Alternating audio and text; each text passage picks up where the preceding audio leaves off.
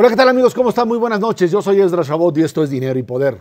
El Senado de la República aprobó la reforma financiera que busca crear condiciones más favorables para el acceso a créditos y la ejecución de garantías mediante el otorgamiento de mayor certeza jurídica. Se establecieron las figuras de erradicación de personas, retención de bienes para que las instituciones bancarias y financieras puedan recuperar préstamos y evitar que se escondan los deudores. También habrá candados contra prácticas abusivas hacia el cliente, con reglas claras para evitar cláusulas engañosas o el pago de crecientes intereses, así como prohibir las ventas atadas. Solo restan las reformas político-electoral y la energética, que bueno, pues ahí estarán dándose Ernesto Cervera y el hijo joven de Macario Schettino. No, es Macario Schettino, de color naranja. Muy buenas noches, Ra. Muy buenas noches. Qué bueno que estás aquí Es con para nosotros. cambiarle un poco el ritmo. Sí, ya me di cuenta. Hace frío, además. Yo te diría que ibas de Convergencia, pero ya no existe, ya no son naranjas. Por eso pero vengo bueno. de Bonita pijama. Ahora, en ese sentido, estamos hablando de una reforma financiera que no se le ha hecho mucho escándalo porque todo el mundo está esperando la Porque política. no lo entienden, Esra. La política y la otra, la energética. Y en ese sentido, creo que este tema de reforma financiera, que por un lado le dice a los bancos, tú puedes prestar porque hay garantías que se te va a pagar, y por otro lado, cuidado con abusar de clientes, como en muchas ocasiones hacen, de estar planeando o armando comisionitis por un lado, y por otro, pues venderle al cliente cierto tipo de esperanzas con respecto a cosas que no van a suceder y que luego pues se los quieres cobrar, este tipo de abusos. Yo creo que esta reforma financiera, pues si queda bien amarrada en términos de su propia legislación, sería un detonante de crédito importante del país. Sí, la reforma financiera es una reforma muy complicada, muy grande, y entonces por eso también no se ha discutido mucho, es técnica. Muchos de los legisladores no son expertos en el tema, tampoco lo han discutido en medios por eso, y eso es una gran ventaja porque muchas veces las discusiones de estas reformas en los medios de comunicación hacen que las cosas se compliquen, y no ocurrió así afortunadamente. La reforma tiene, yo diría, 4 diferentes cosas a su interior que son interesantes. Una es el permitirle a los bancos cobrar, que es lo que tú ya comentabas, y esto va a ser muy importante para que crezca el crédito en México, que está a niveles de África, para ponerlo más fácil. El segundo es mejores herramientas para defender a los usuarios de la banca. El tercero, que es el que a mí no me gusta, es la banca de desarrollo, una banca de desarrollo renovada, y a mí eso es un tema que no me gusta mucho. Y el cuarto son herramientas técnicas que permiten un sistema financiero mucho más ágil. Por ejemplo, una figura jurídica especial para las sociedades de inversión que ya les permite salirse de ser sociedades anónimas, algo que limitaba mucho su flexibilidad. Entonces, son los 4 temas en los que la reforma financiera opera. La verdad de las cosas es que es una reforma que puede tener un impacto muy importante para la dinámica de crecimiento del país, tan importante como la energética en materia de cuánto le va a aportar a este crecimiento potencial de la economía mexicana, porque hay un trecho enorme, como decía Macario. Sí, tenemos niveles crediticios similares a los de África o a los de Haití. La profundización financiera, que suena como un terminajo inentendible, básicamente nos dice cuál es el monto del crédito que se le da al sector privado de la banca como porcentaje de lo que producimos.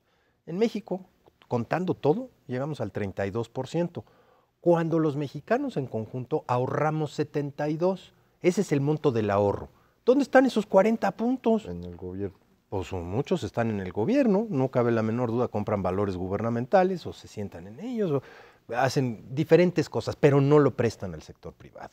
Y ese es un punto fundamental de la reforma. No es obligar, porque eso está difícil, o sea, es como ir con un tendero y obligarlo a vender cierto tipo de cosas. Es crear las condiciones y los incentivos. Si tú regulas las comisiones y le dices, por este lado ya no vas a ganar tanto, chato, entonces creas las condiciones precisamente para que utilicen esos recursos en algo que es favorable para todos, que es el crédito. Y los bancos dicen, con justa razón anteriormente, bueno, pues es que si yo tengo los incentivos para prestar dinero y luego no puedo recuperar esos créditos, cuando no me pagan, pues simplemente no lo voy a hacer. Se están resolviendo las dos cosas al mismo tiempo con esta reforma financiera. Yo creo que sin duda vamos a ver esta parte de cómo crece el crédito bancario en nuestro país. Y yo no estoy tan de acuerdo con Macario, eso sí, en lo de la banca de desarrollo. El papel es verdaderamente marginal, el que tenemos hoy por hoy en la banca de desarrollo. Del crédito total al sector privado es 3% lo que presta la banca de desarrollo. ¿Qué es lo que tiene que hacer banca de desarrollo? Bueno, uno de los aspectos más importantes tiene que dar garantías. Una empresa pequeña o mediana simplemente no tiene garantías que ofrecerle al banco para que le presten dinero. Ahí están los empresarios chiquitos mexicanos diciendo, bueno, pues hipoteco mi casa para que me presten para poner este changarrito. Se dificulta todo. Y entonces, ¿quién entra? Banobras entra. Que entre una finza o Banobras y le dice, a ver, este crédito que le vas a dar a esta empresa chiquita, yo te lo garantizo. No le pidas más cosas a este cuate, yo le entro con la garantía. No le va a entrar con lana, pero va a ser mucho más fluido este proceso crediticio. En eso yo no tengo problema, eso tiene toda la razón, Ernesto. El problema es cuando la banca de desarrollo pueda utilizarse como se utilizó, por ejemplo, en los años 70 y 80, para canalizar recursos. Era un desastre. Bueno, pues sí, pero eso es lo que a mí me preocupa que pase. Esa es toda mi preocupación. Fuera de eso yo no tengo problema. Todo lo demás de la reforma financiera me parece muy bueno. Pero ve la dimensión, en Brasil, el 40% de los recursos que entran al sector privado los da la banca de desarrollo. Y además el crédito en Brasil es mucho mayor que el crédito en México, claro. Lo mismo que en Chile. Y esa es la gran virtud de esta reforma. Son complementarios. Si nos moviéramos de donde estamos hoy, a los niveles que tiene Chile o Brasil como crédito, como porcentaje del PIB, en un periodo de 15 años, no para mañana, en 15 años, esto implicaría más o menos entre 1,5 y 2 puntos más de crecimiento cada año, nada más por el flujo del crédito. Entonces, esto es un impacto en crecimiento verdaderamente significativo, ¿no? Sí, sí, sí. Y además tienes los incentivos para las empresas que están al margen de la economía. Las informales. Claro, o sea, tú no vas a solicitar un crédito como empresa informal, No te van a dar nada. pero si te formalizas, entonces sí vas a ser sujeto de crédito. Ahí hay uno de los incentivos más directos para combatir directamente a la formalización. Y en la fiscal tienes un año para irte formalizando sin pagar impuestos, porque te crearon ese instrumento. Ahora, Entonces, se juntan las dos. ¿Tú crees que los informales no piden créditos? Sí se los piden, pero no a los bancos, se los piden a los agiotistas y les cobran unas tasas de interés brutales que los ahorcan de entrada. Ahora, el otro tema que se está discutiendo ya el día de hoy es la reforma política, que sería la previa a la energética, que va a ser, ahora sí, la gran batalla. Una reforma política en donde por lo pronto ya van aterrizando a lo que podríamos llamar esta creación del Instituto Nacional de Elecciones, ver qué hacen con los institutos estatales electorales, pero bueno, ahí hay ya temas importantes de reelección legislativa, ya está amarrado, se van a poder reelegir. El problema ahora está en si los que ahora están en la Cámara pueden reelegirse o no, tendrán que resolver ese tipo de cosas. La autonomía de la PGR, que va más allá de una cuestión electoral, una cuestión de régimen, para que sea un fiscal con autonomía frente a la autoridad central. Estamos hablando de cosas que hace 6 meses el PRI decía, no, eso no pasa, y que en función de acelerar el proceso para que pase la energética, están dispuestos a casi todo. Y por eso están aprovechando los otros, y me parece a mí muy bien, de eso se trata la política. Vamos a ganar todos si las decisiones son mejores.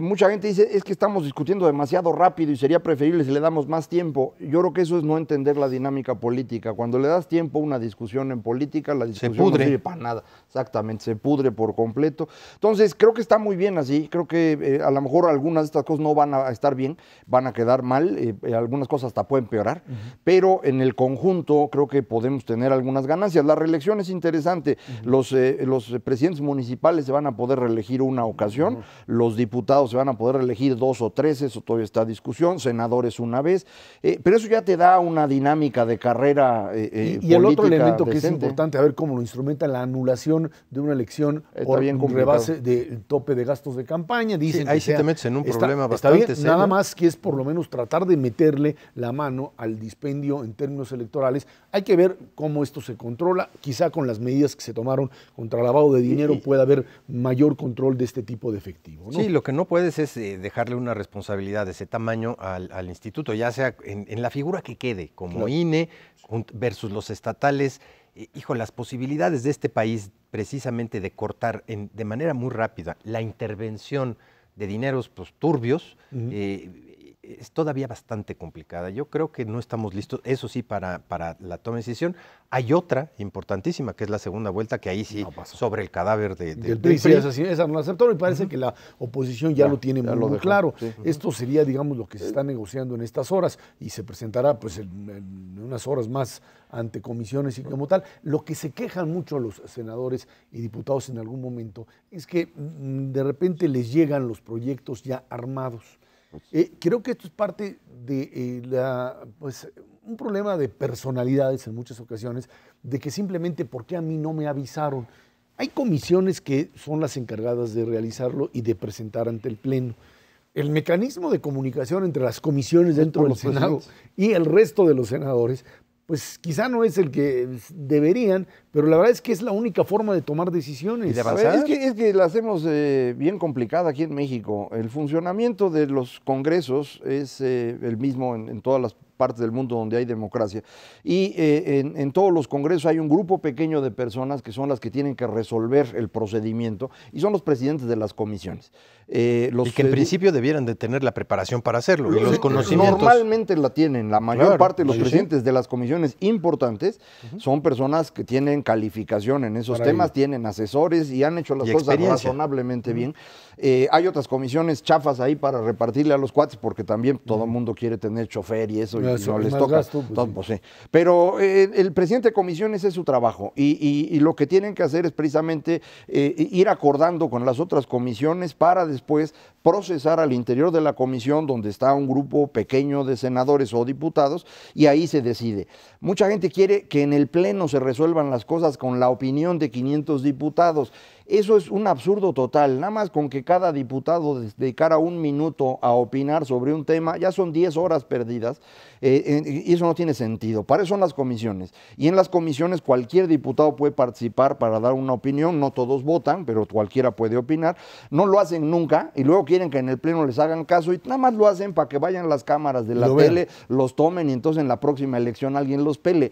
Pero ya deberíamos empezar a deshacernos de estos políticos escandalosos. Ahora, el reloj sigue su marcha y tienen de aquí al 15 de diciembre para sacar la política y la energética. Y bueno, yo creo que la carga está evidentemente sobre el PRI porque lo que le urge es empezar a discutir ya la energética y pues dejar para el primer trimestre del año que entra una muy buena parte de la discusión de las reglamentarias, que no va a ser tampoco tarea sencilla en muchos de los elementos fundamentales que aunque se hayan aprobado en términos del cambio constitucional, bueno, pues queda la parte más importante hacia adelante. Sí, claro, pero como en algún momento decía Macario, la única, digamos, diferencia es que las leyes reglamentarias no requieren, como no son modificaciones constitucionales, con mayorías simples se logran y eso es quizá mucho más fácil de armar, aunque también tiene sus riesgos en términos de que pues no terminas negociando con algunos sectores y terminas imponiendo ciertas condiciones que no creo que lo hagan bajo el principio de que pues de una manera muy clara este mecanismo del Pacto por México les sirvió y aunque ya no se llame así, seguirán teniendo ese tipo de funciones. Eso por un lado. Por otra parte, esta idea de que después del 15 de diciembre ninguna reforma grande va a pasar. No. Esto queda claro. Hay quien dice, bueno, pues que no se vayan con tanta rapidez y que manden la energética para el próximo periodo. No. Eso sí sería una muy mala señal para inversionistas nacionales y extranjeros. No, y no va a salir nunca, ¿no? O sea, lo único que yo creo que podría llegar a ocurrir con algo de suerte es que tuviéramos una segunda fase de reforma fiscal en 2015, con el nuevo Congreso, con la nueva legislatura, porque ya sería una nueva elección y porque se va a necesitar. Y para ese momento, si ya algunas de las reformas funcionaron, va a ser más fácil vender la idea de que fue una buena reforma y que hay que mejorarla, si acaso. Pero fuera de eso no hay nada, ¿eh? Básicamente, en este caso, para meterle los tapones al IVA. Sí, exacto. No tanto para meterle IVA a alimentos y medicinas, sino para lo que no quisieron hacer en que creo que era importante, pues ponerle un impuesto de 1%, lo que tú quieras, para evitar que, pues, como sucede muy común, las grandes empresas evadan por esa exención una gran cantidad de impuestos. No, y para apretarle también las tuercas a toda la parte de la informalidad. Olvídate de las grandes empresas, que de alguna manera las tienes registradas y puedes empezarle a apretar. No, el enorme monstruo que representa la informalidad en este país. Yo creo que efectivamente hemos logrado en este año una cosa espectacular. Mucha gente no ha querido aceptarlo porque pues no estuvieron en el Pacto por México, nadie los invitó a platicar y se sienten mal, pues ya dejen de sufrir, acepten que lo que se ha hecho en México es una cosa verdaderamente espectacular en este año. Las reformas no son todas perfectas, ni mucho menos, pero la cantidad de transformación es tan grande que nos vamos a tardar probablemente un par de años en empezar a procesarlas bien, dejar las secundarias de eso, sino nomás entenderle. Ahorita en enero, la fiscal, la de lavado de dinero y la financiera juntas, yo insisto, no van a saber ni cómo se hace un cheque cheque el 1 de enero. Pero bueno, lo cierto es que de una manera muy clara, esta círculo virtuoso que se generó va a tener que desarrollarse durante algún tiempo y luego pues entrar en una necesaria pues colisión, diría yo, porque vienen elecciones y las oposiciones tienen que descartar a los otros. No pueden seguir en esta lógica de que por un lado hago elecciones y descalifico y por otro lado estoy parte de un gobierno de coalición donde de hecho ha funcionado. Empezando Semana Santa, vienen los golpes. Bueno, vámonos a una pausa y de regreso platicamos con Guadalupe Acosta Naranjo, miembro de Nueva Izquierda del PRD, sobre el Congreso perredista y los cambios de la izquierda en el país. Esto es Dinero y Poder. El fin de semana el PRD realizó su Congreso Nacional en el que fue aprobada la nueva declaración de principios, la permanencia del partido en el Pacto por México y los cambios a los estatutos que permiten la reelección de sus dirigentes. Los PRDistas abrieron la puerta a la reelección de su líder para que un expresidente pueda ocupar de nuevo el cargo luego de que hubieran pasado 3 años de haberlo ejercido. Nos acompaña aquí en el estudio de Dinero y Poder Guadalupe Acosta Naranjo, comisionado nacional del PRD ahí en el Pacto por México, pero más que nada miembro de Nueva Izquierda. Le dieron una zarandeada, Guadalupe, al propio estatuto y ahora pues condiciones diferentes tanto para la competencia interna como para la designación o elección de presidente del partido. Así es, tuvimos una discusión sobre 4 documentos básicos, nuestra declaración de principios que fue renovada, mejorada, nuestro programa que aunque casi nadie le pone atención porque fue aprobado por unanimidad, pero es un programa que ahora aborda temas que antes no habíamos abordado, intentando hacer nuevos planteamientos de una izquierda moderna para el país, con propuestas que puedan resolver problemas añejos, desde una visión social y democrática. Eso no es noticia, porque fue por unanimidad. Todo el mundo se centró en la declaración, en la discusión de línea política, por la discusión del Pacto por México, sí o no, y en sus estatutos, en los métodos de elección. En este último, en el método de elección, quitamos una serie de candados y trabas que nos habíamos venido poniendo en nuestro propio partido. Primero, para que la elección tuviera que ser a fuerzas universal, directa y secreta. Ahora, donde va el PAN, allá van ellos. Nosotros estamos regresando de una experiencia muy larga que hemos tenido. Somos tal vez el único partido que así elegía únicamente. Sigue existiendo esta posibilidad, pero ahora hay también la posibilidad de que el Consejo Nacional resuelva la dirección nacional si este es por 60% de sus votos. Pero el Consejo Nacional será elegido por los militantes. Sí, claro. Esa circunstancia no cambia. Todo nuestro Consejo Nacional, que van a terminar siendo alrededor de 350 consejeros nacionales, son electos por el voto directo, secreto y universal del conjunto de los militantes de un padrón de alrededor de 3 millones que tenemos en este momento. Por cierto, se abrió la afiliación por internet para que no haya ninguna traba ni nadie que tenga el control burocrático. Y el Consejo Nacional puede elegir ahora de manera indirecta a su presidente y secretario general. Quitamos candados para que diputados, ahora el candado impedía que diputados puedan ser miembros de órgano de dirección, me parece que es un absurdo. Al contrario, tenemos que tener representantes del Poder Legislativo en los órganos de dirección con plenos derechos y que quienes ya hayamos ocupado el cargo de presidente nacional del partido lo podamos volver a hacer una vez pasado un periodo. Eso surgió cuando se abrió esa posibilidad de que Cuauhtémoc Cárdenas fuese el candidato de unidad, regresara al fundador. Parece que ninguno de los contendientes estaba de acuerdo en que esto sucediera. Bueno, nosotros creemos que es un candado absurdo. ¿Por qué tener la obligación de cambiar a alguien que puede tener una experiencia para volver a ser dirigente? Hasta donde yo tengo entendido, esto no pasa en ningún lugar del mundo. Ahorita mismo Madero en el PAN está luchando por su reelección siendo presidente. En cualquier lugar hay la posibilidad de que un partido pueda escoger a un dirigente de nueva cuenta. Nosotros no lo teníamos por un plurito, yo creo que de que éramos revolucionarios. Yo creo ya eran. Cambiar este tema. Entonces, sí, ya no habrá ese candado. Y el ingeniero Cárdenas puede volver a ser postulado, pero no solo él. Somos 5 o 6 expresidentes nacionales que tenemos esa posibilidad. En una de esas. Sí, de hecho, en el tiempo que lleva el PRD, que representaría 8 posibles presidentes, ha habido 14, de los cuales hasta donde yo recuerdo solamente 8 siguen en el PRD, los otros 6 ya se fueron por diversas razones. Este método indirecto para elegir al presidente es algo muy frecuente en los partidos, precisamente porque permite que haya esta representación democrática en la selección de los delegados, pero al mismo tiempo ir manteniendo la línea ideológica, no perderla, algo que sí puede ocurrir cuando la votación es universal. En términos de esto, ¿cuál es la dirección en la que ustedes perciben que se va a ir moviendo el PRD en los próximos años? Vamos a ir por una elección indirecta para presidente nacional y nosotros seguiremos empujando. Yo creo que primero tengamos una izquierda que sea útil al país, no una izquierda que nomás diga no a todo. Esto estuvo muy ligado con el debate de línea política, pacto sí o pacto no.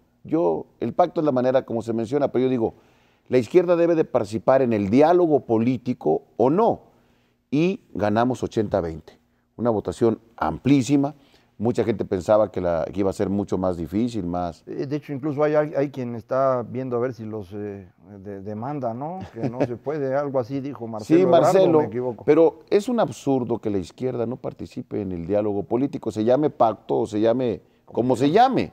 Pero, a ver, yo exponía en el Consejo Nacional, nosotros somos herederos del registro del Partido Comunista, es el registro que tiene el PRD. Ese partido nació en 1919. Y fue hasta 1977 que se le dio legalidad. 60 años duró la izquierda en la marginación por parte del Estado mexicano. Después de 88 a 2012, los acuerdos eran PRI-PAN.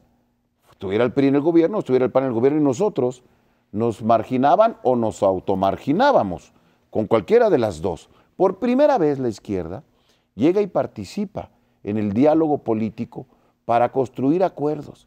Es muy poco sano para una nación que una vertiente que gobierna 25 millones de mexicanos, que tiene un peso en la capital de la República, que tiene un peso específico en el Senado, en la Cámara de Diputados, millones de votantes, hemos tocado 3 veces la puerta de la presidencia de la República, no participe en el diálogo. ¿Por qué autoexcluirnos?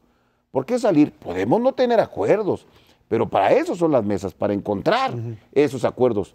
No nos vamos a autoexcluir del diálogo político, en mi opinión, nunca más. Podremos tener diferencias en algún tema, no avanzar, no acompañar, entrar, salir. En el juego democrático así es, pero tener como principios no participar, ese es un absurdo. Guadalupe, una vez pasado el Congreso, ¿cómo está la unión al interior del PRD? Sobre todo porque ya 2015 es un año electoral. Al mismo tiempo va a ser una elección en donde por primera vez pues, va partido con una decisión muy importante, pero pues, por primera vez también la gente está reconociendo precisamente esto, un nuevo rostro del PRD que sí está pudiendo dialogar y concretar y sacando cosas importantes desde el punto de vista de su proyecto. Nosotros aspiramos a tener una izquierda que esté unida en su diversidad. Desde el surgimiento del PRD en 1988, en su primer comunicado, que firmamos 300, yo era el más joven, tenía 23 años, cuando firmamos ese comunicado convocando a fundar el PRD, lo convocamos como un partido de expresiones, de corrientes. La reconocimos plenamente, no podía ser de otra manera. Nosotros venía gente que venía desde la guerrilla, hasta gente que venía del PRI. Y en medio maoístas, leninistas, estalinistas, trotskistas y todos los cistas. No podíamos pensar que iba a haber un partido que tuviera una unificación plena. Nos hemos agrupado en corrientes. Otros también las tienen, no las reconocen.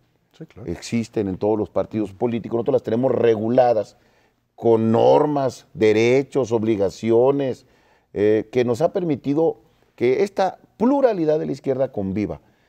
Nunca más debe haber partidos monolíticos. Eso eran los partidos estalinistas o los partidos priistas de viejo cuño, donde nadie se podía mover, salvo lo que dijera el presidente de la República. Debe de haber partidos plurales donde haya un debate de ideas, de discusión, y luego, cuando los órganos democráticamente resuelvan, tener una sola línea de acción. En el PRD tenemos usos y costumbres de que somos un poco escandalosos para resolver nuestros problemas. Va a ser difícil que eso deje cambie de existir, pero por ejemplo nuestro Congreso marcó una línea política muy unificada. Tenemos documentos aprobados por amplísimos sectores del partido y tengo confianza que vamos a enfrentar las batallas electorales, políticas, legislativas con mucha unidad, sin que deje de existir esta pluralidad sana, que yo no la miro como un mal. Yo pienso que la pluralidad y la diversidad es un bien que hay que aquilatar y que quien lucha porque haya cosas monolíticas está un poco atrasado de lo que debe ser la democracia en este país y en el mundo. Guadalupe, cuando hablan de la negociación con el gobierno, se habla de estos dos polos, de quienes incluso dentro del PRD dicen esto es venderse al PRI o venderse al gobierno, y quien dice, bueno, gracias a la negociación obtuvimos el fondo de capitalidad para el Distrito Federal, obtuvimos una reforma hacendaria más en función de los intereses de la izquierda, como lo han planteado. Y esta idea de que cualquier tipo de contacto con el gobierno o de negociación, incluso quien dice, bueno, es que están negociando la reforma hacendaria a cambio de no hacer nada en la energética, ¿qué es lo que implica para un partido contestatario como el PRD el hecho de que, pues, incluso desde dentro se cuestiona este tipo de negociación? Pues dejar de ser contestatario, exclusivamente, es lo que queremos dejar de ser. Nosotros hemos sacado una reforma educativa que, de mi punto de vista, ha sido un avance para el país. Falta un trecho que caminar para culminarla. Hemos sacado una reforma en telecomunicaciones muy importante y en competencia. Falta un trecho. Pues sí. Todavía no cumplimos un año en este tema. Acabamos de sacar una del IFAI, muy buena, excelente, poco aquilatada hoy, sí, pero darle rango constitucional, hacer que los partidos y los sindicatos tengan la obligación de rendir cuentas, cualquier fondo público, fideicomiso, en fin, es muy importante. Estamos en camino de la electoral, nos la quieren rebajar, no nos queremos dejar, queremos una reforma a fondo, también en el sistema político, y no solamente de las reglas electorales, sino del diseño de las instituciones. Es muy importante avanzar en ella, en la del Distrito Federal. Estamos por discutir la energética, que nosotros no tenemos problema. Discutimos la fiscal, se enojaron porque ahora el PRD participa, ¿verdad? Ahora los del PAN estaban en una esquina acusándonos, que cómo era posible que hiciéramos eso. Bueno, eso es lo que la izquierda quiere hacer, venir e influir con sus decisiones en la vida nacional.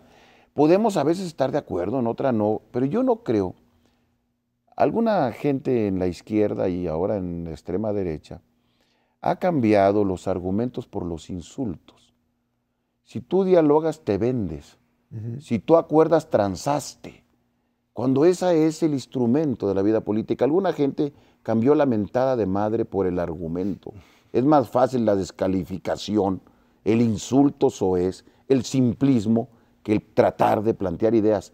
Nosotros queremos ser una izquierda que proponga, que discuta. Podemos tener o no la razón.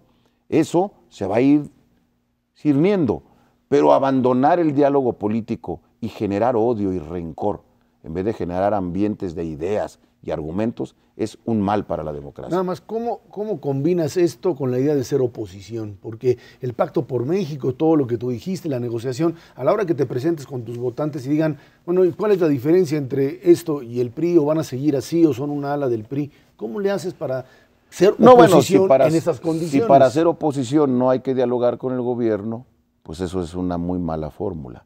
Uno debe de tratar de ser mejor, no apostar al que el país le vaya mal. Algunos dicen, ¿para qué apoyas a Peña si trae un problemón? O sea, lo que la gente no se da cuenta es que si a Peña le va mal a la gente. Nosotros tenemos que ser alternativa ante los ciudadanos porque somos mejores, no porque estamos como el cangrejo jalando hacia abajo, porque tenemos mejores alternativas, porque somos capaces de proponer, porque somos útiles al país. Y somos oposición, claro. ¿Que alguien duda que el PRD es un partido que cuando se ocupa se porta enérgico, plantea sus temas, pone sus métodos y estilos? A mí a veces algunos no me gustan, pero nosotros somos un partido de oposición que quiere proponer soluciones al país, que es capaz de negociar y es capaz de decir no. Las dos son perfectamente válidas y partes complementarias de la lucha política. Tardamos 15 años, Guadalupe, en ir entendiendo este proceso, desde que se acabó el viejo régimen en 97 hasta ahorita, pues cada quien jalaba por su lado, y ahora en 2013, Pacto por México, se negocia, se avanza, porque el PRI ya aprendió que tenía que hacerlo, porque el PRD aprendió que tenía que hacerlo, porque el PAN también se dio cuenta, estando en la presidencia, que si no negociaba no ganaba nada. Esto lo entiende la población, es decir, ustedes están convencidos que rumbo a 2015 la gente va a diferenciar claramente a esta izquierda contestataria de esta izquierda propositiva. No estoy seguro, porque es un periodo muy breve. porque nosotros, te digo, del 19 que nacimos, es el registro nuestro, hasta hoy por primera vez estamos en una mesa, en casi... Un año, en 100 casi. 100 años, Sí. por primera vez. Y eso es muy fácil que con diatribas metan confusión. Nosotros estamos arriesgando, pero estamos seguros que estamos creando cultura política y que en algún momento la gente lo terminará aquilatando. Y también sabremos ser oposición cuando haya que ser oposición. En el tema energético no tenemos acuerdo. Legítimamente no compartimos nosotros que la renta petrolera se comparta, pero queremos la modernización de Pemex, terminar con la corrupción de ese sindicato, terminar con el contratismo. Es absurda la corrupción que vive Pemex, pero no queremos que se comparta la renta petrolera. Sin duda aquí vamos a tener ahora un punto de tensión. ¿Eso significa que el PRD se salga para siempre del diálogo? Me parece que no.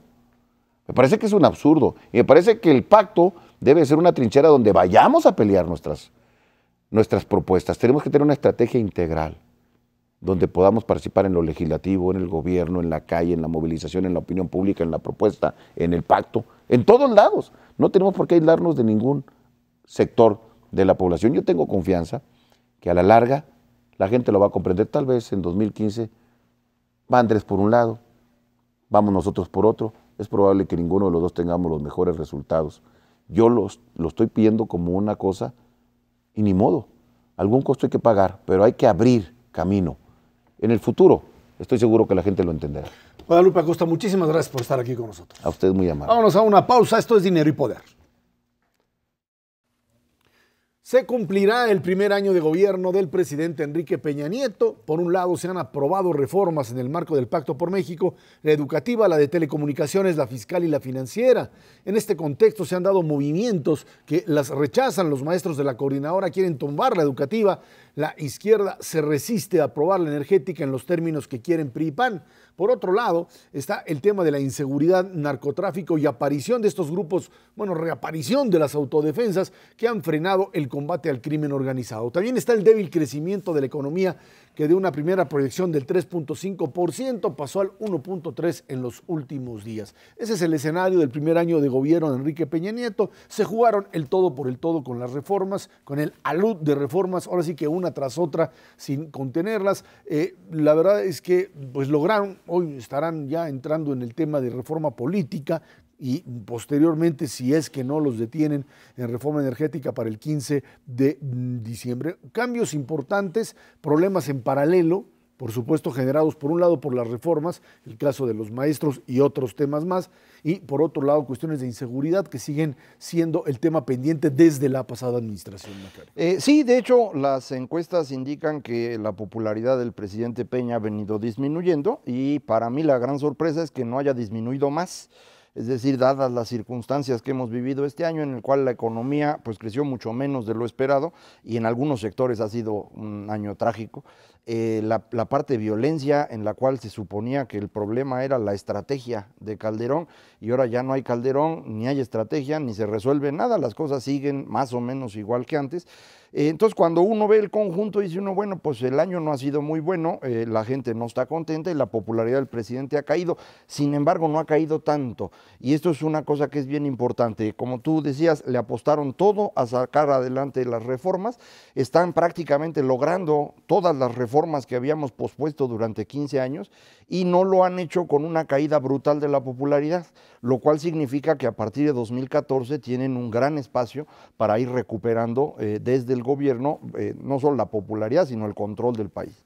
Desde hace décadas estamos pues, con el mismo discurso de decir, pues simplemente México no es un país con el sistema político para tomar cambios estructurales de manera rápida. En este año, 6 cambios estructurales. La verdad es que desde la óptica de los mexicanos no nos hemos percatado de lo que está pasando en este país, y sobre todo de lo que va a pasar en el mediano plazo con esta posibilidad de crecer más, porque eso es lo que te posibilitan las reformas estructurales. Pero visto desde el extranjero, he platicado con muchísimos inversionistas extranjeros, nos dicen, ¿y por qué no están en una fiesta de júbilo de haber aprobado en un solo año las 6 reformas que vienen posponiendo desde hace más de 25? Simplemente hemos encontrado un mecanismo, a lo mejor se disuelve el año que entra, no sabemos qué va a pasar con el pacto, pero nos permitió tomar unas medidas bien, a fondo, sin duda alguna la de telecomunicaciones, seguramente la financiera, otras a la mitad. La verdad es que la laboral quedó bastante corta de lo que todo el mundo esperaba y la fiscal, desde luego, con muchísima oposición de todos los sectores. Pero el conjunto de las reformas que están puestas hoy sobre la mesa debe ser un motivo para estar tranquilos respecto del crecimiento del 2015 hacia adelante. Ahora, aquí yo creo que el problema fundamental radica, ya están las reformas, el problema está en los detalles, en leyes reglamentarias que por un lado pueden facilitar que las reformas se den, y por otro lado también pueden convertirse en la llave que cierre otra vez. En el caso de la reforma educativa está la temática muy clara de cómo se va a hacer para evaluar a todos los maestros y aquellos que son también parte de la coordinadora que rechazan ese tipo de evaluaciones. En telecomunicaciones vamos a ver finalmente si se permite mayor competencia o finalmente pues la ley reglamentaria le permite otra vez a los grandes grupos de poder pues cerrar, hacer como si nada hubiese sucedido. Yo creo que esa es la parte fundamental. Suena muy bien, ya pasaron todas estas reformas, si no hay capacidad de aplicarlas el próximo año, empezar a ver, va a pasar con con la reforma laboral. Hoy hay gente que dice, bueno, pues ya está la reforma laboral vigente y no pasa nada.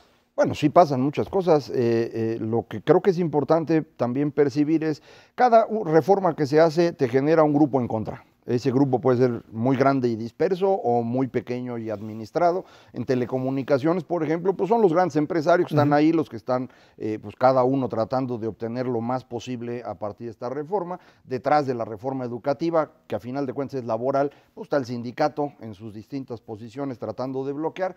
Y ha sido muy importante para el gobierno el no juntar todos estos grupos en su contra al mismo tiempo y sobre todo antes de sacar la reforma energética. Entonces yo creo que una vez sacando la reforma energética, que es la última de esta secuencia, me parece que las cosas van a cambiar. Me parece que se necesita un nuevo equipo alrededor del presidente para efectivamente poner en marcha estas reformas.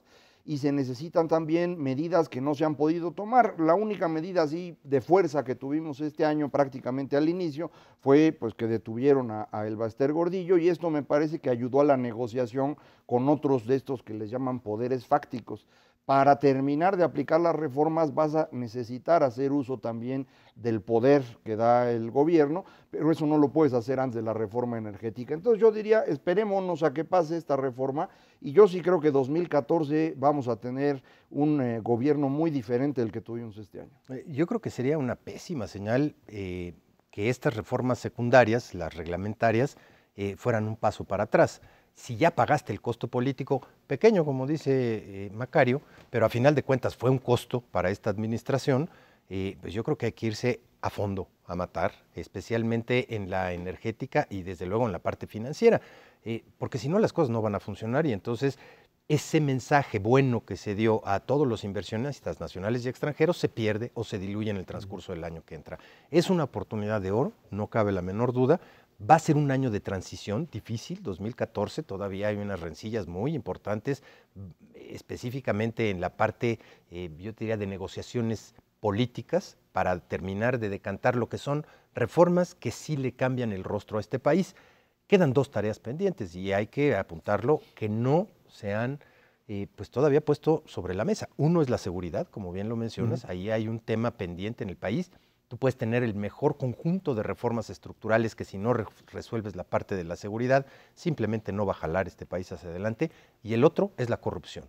Hay que tomar medidas específicas para abatir pues, eso que corrompe a este país y corroe sus estructuras desde lo más profundo desde hace muchos años. Bueno, y lo que queda claro es que este año fue el año que cambió la dinámica de hacer política en el país. Para un lado, para otro, pueden estar a favor o en contra, pero se transformó lo que era una parálisis desde hace 15 años, que estaba en la imposibilidad de llegar a acuerdos, y el concepto Pacto por México, que puede ser que lo terminen o no, finalmente funcionó como algo que no habíamos tenido desde hace mucho tiempo. Una herramienta muy creativa, Ezra, que efectivamente ha cambiado las cosas. Bueno, vámonos a una pausa, regresamos, vamos a platicar con usted crecimiento en países desarrollados, países emergentes, atorados, sin posibilidad de crecer.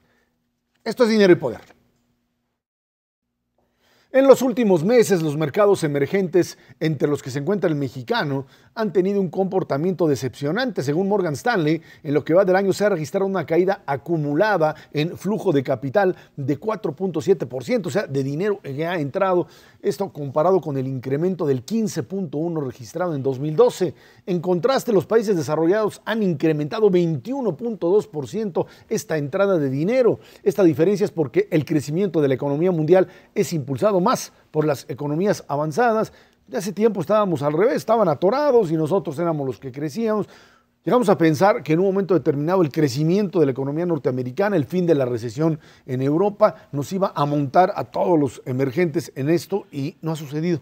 No, esto pasa también, estos números extraños ocurren por la forma como agrupan. Eso de hablar de emergentes y mezclar ahí Brasil, China, India, Rusia, México, Sudáfrica, Turquía, eso no tiene sentido porque son dinámicas muy diferentes. Por ejemplo, Rusia es un país viejo que vive exclusivamente del petróleo y gas que produce y su capacidad productiva se va a mover con el precio del petróleo y del gas natural. Entonces, esa parte. La India tiene problemas muy serios porque no han logrado generar una dinámica interna adecuada.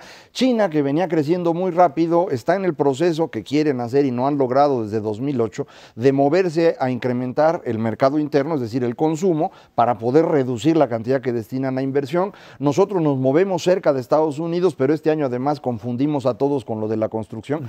Si quitamos eso, sí nos seguimos moviendo con ellos. Entonces creo que a la hora de mezclar a muchos países acaba uno concluyendo cosas muy extrañas. Sí hay en México, por ejemplo, un menor flujo de capital por inversión de cartera este año, pero también hay un mayor flujo por inversión directa, en particular por la venta de la Modelo. Yo ahí no le veo mayor problema en estos momentos a México en términos de balanza de pagos y flujo de capitales. No estamos en una situación complicada, tampoco es que nos esté llegando muchísimo dinero. Llevamos años que la gente ya se cansó de nosotros allá afuera porque no hacíamos nada. Por eso lo importante de lo que hemos discutido en este programa, de tomar decisiones que atraigan inversionistas. El creador de este famoso concepto BRIC, Ruchir Sharma, es hindú pero vive en Nueva York, pues así es esto de la globalización. Él es el que inventó este concepto. Acaba de publicar un libro en el que dice, me equivoqué. Esta cosa del lo más BRIC, difícil del mundo. Sí, claro, esta cosa del BRIC simplemente no funciona, un poco lo que dice Macario. En realidad hay otros 4 países que son mucho más importantes en materia de lo que generarán de crecimiento, que son estables y que son países bien complejos. Y le llamó MIST, así como polvito en inglés, que es México, Indonesia, Corea del Sur y Turquía. Estos 4 países sí comparten ciertas cosas, aunque evidentemente son diferentes y dependen de diferentes mercados. México directamente de Estados Unidos, Turquía directamente de Europa, Corea del Sur evidentemente vinculado más a Japón y a China, pero también hacia los Estados Unidos. Pero en todo caso comparten una cosa muy importante. Son economías abiertas, que tienen tratados de libre comercio con prácticamente todo el mundo y tienen un mercado interno lo suficientemente atractivo que no está desbalanceado, que no tiene deudas muy importantes ni de su gobierno ni de su sector privado, lo cual les permite tener una dinámica para recuperarse muy rápidamente frente a una crisis como la que acabamos de ver de 2008-2009. En ese contexto, la verdad de las cosas es que estos flujos de capital son bastante especulativos, aprovechan en dónde está la tasa de interés más alta o dónde creen ellos que va a estar más seguro su dinero en este momento. Y lo que ha sido la constante durante los últimos años, pues es que Estados Unidos es como el ambiente más seguro, a pesar de todo el desastre financiero que enfrentó Estados Unidos en esa crisis de 2008-2009. Hoy por hoy los grandes inversionistas perciben que los bonos del Tesoro estadounidense siguen siendo el instrumento más seguro para meter su dinero y sí aprovechar algún tipo de oportunidades en economías emergentes, que no ha sido el año de estas economías emergentes, eso es bastante claro. 2013 fue increíblemente decepcionante en términos del crecimiento, y lo que viene hacia adelante yo creo que va a ser de este famoso BRIC todavía años muy difíciles hacia adelante, tanto para Brasil como para China como para India, no hablemos de Rusia, muy complejo en términos de salir hacia adelante desde dentro, desde un mercado interno fortalecido. Hay aquí en México en estos últimos años una transformación que tiene que ver con el golpe internacional. A partir de 2009 la Reserva Federal ha estado produciendo muchos dólares que no se pueden quedar en Estados Unidos, ya han estado buscando dónde colocarse, y eso ha significado... 82,000 millones al mes. Sí, eso es lo que de dólares meten ellos, y nosotros hemos acumulado en el transcurso de estos 4 años 100,000 millones de dólares en reservas internacionales, producto de este dinero que ha llegado. La mayor parte de ese dinero que ha llegado es inversión de cartera, como pasó entre 90 y 94, y fue después la crisis de 95. Hay una gran diferencia de esa época con la actual. Entre 90 y 94 llegó dinero del exterior, 75,000 millones de dólares, pero no lo guardamos, nos lo gastamos, y entonces en reservas teníamos 25, entonces cuando los 75 se quisieron ir, pues nomás había 25 para pagar, no alcanzó y vino la crisis, ¿no? El error de diciembre, la tragedia de 95. Ahora vinieron 87,000 millones por inversión de cartera, y las reservas las incrementamos en 100,000. Así que si mañana se quieren ir todos, con todo su dinero, tenemos para pagarles y nos sobra. Es decir, en este momento tenemos una gran ventaja.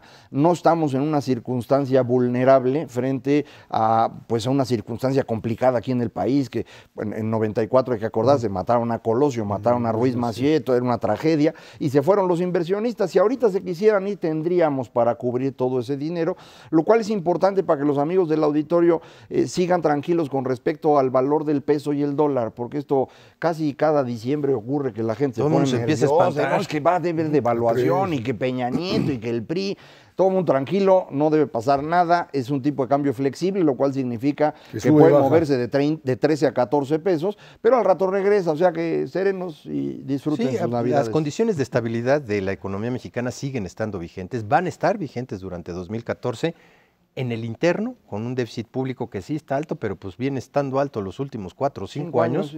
Sí. 2, en términos de nuestro balance con el exterior, estamos muy estables. Nuestro déficit con el exterior es chiquitito, financiable con cualquier cosa, con las reservas internacionales que no se deben de usar para eso, pero a final de cuentas tenemos una muy buena posición.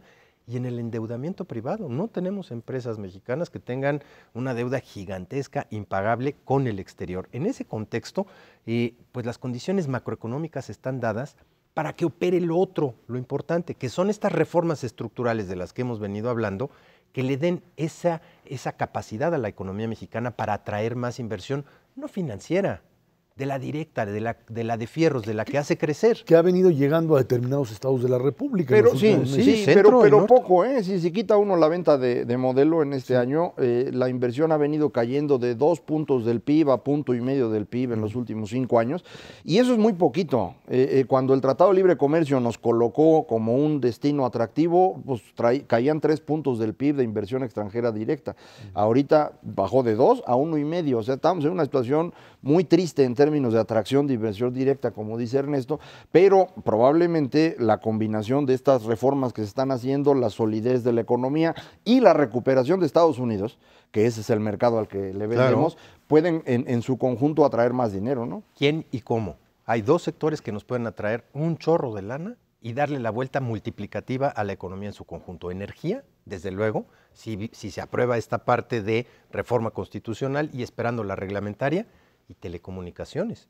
Es un sector en el que estamos muy rezagados respecto a niveles internacionales, donde se tiene que invertir muchísimo y donde la nueva ley, aprobada también y poco discutida, te da cancha para que haya muchísima más competencia, y entre los dos puedes estar aspirando a cuando menos 15,000 millones de dólares adicionales en el transcurso de los próximos años por año. Más el ingrediente remesas, que también ha venido a repuntar como parte de la recuperación económica en los Estados Unidos, y que de las caídas que teníamos anteriormente ya se ve una pequeña alza. No mucho. Bueno, pero alza al fin. Sí, pero no mucho. Es decir, tampoco se acaba, ¿no? Pero estamos hablando de un flujo menor al que teníamos. Eso sí. Creo que aquí hay una combinación de varios factores. Uno tiene que ver con que los compatriotas que están allá no tienen chamba tan fácil.